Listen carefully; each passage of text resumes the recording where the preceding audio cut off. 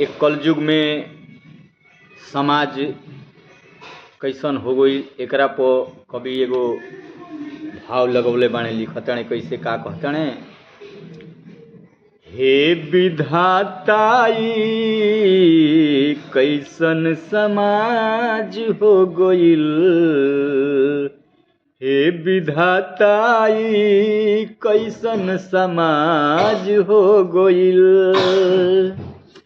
जे कि आपन समझनी दागाबाज हो गईल, हो जे के आपन समझनी दागाबाज हो गईल। हे विधाताई कैसन समाज हो गईल, हे विधाताई कैसन समाज हो गईल। जे के आपन समझनी दागाबाज हो गईल, हे विधाताई कैसन समाज हो गईल।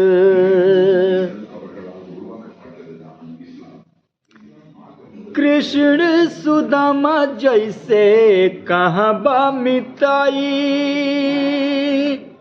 होनी के कारण गोइले चनावा के चबाई।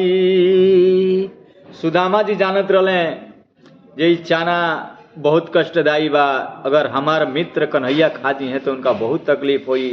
तो कन्हैया के ना बतौले आ अपन ही उ चनवा चबा गइले। तो कैसे बा?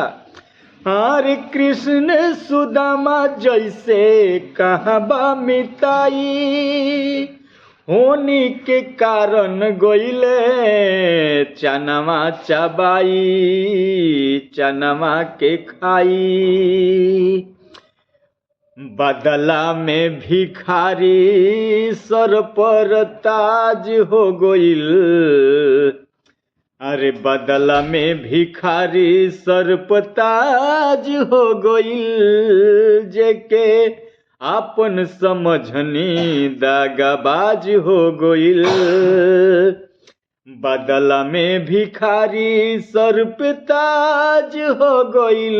जेके आपन समझनी दागाबाज हो गइल।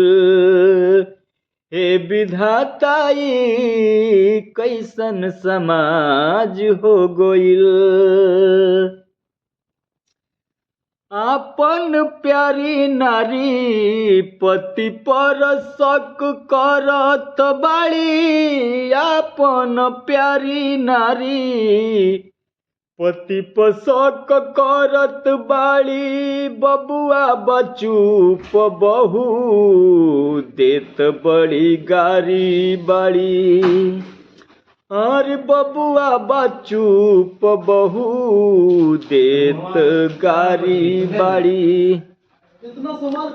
जवन पहिले ना देखनी तवन आज हो गइल, जवन पहिले ना देखनी तवन आज हो गइल। जेके आपन समझनी दागाबाज हो गइल। जे हे विधाताई कैसन समाज हो गइल, जेके आपन समझनी दागाबाज हो गइल। हरे राम सागर मन के अपना मनाला, केहू नइखे अपन मन के अपना समझाला। राम सागर मन के अपना मनाला, केहू नइखे अपन अपने मन के समझाला। मीठ बोले तो बुझिह कौन राज हो गइल, मीठ जे बोली त बुझिह कौनो राज हो गइल, जेके आपन समझनी दगाबाज हो गइल, जेके आपन समझनी दगाबाज हो गइल। हे विधाताई कैसन समाज हो गइल, हे विधाताई कैसन समाज हो गइल।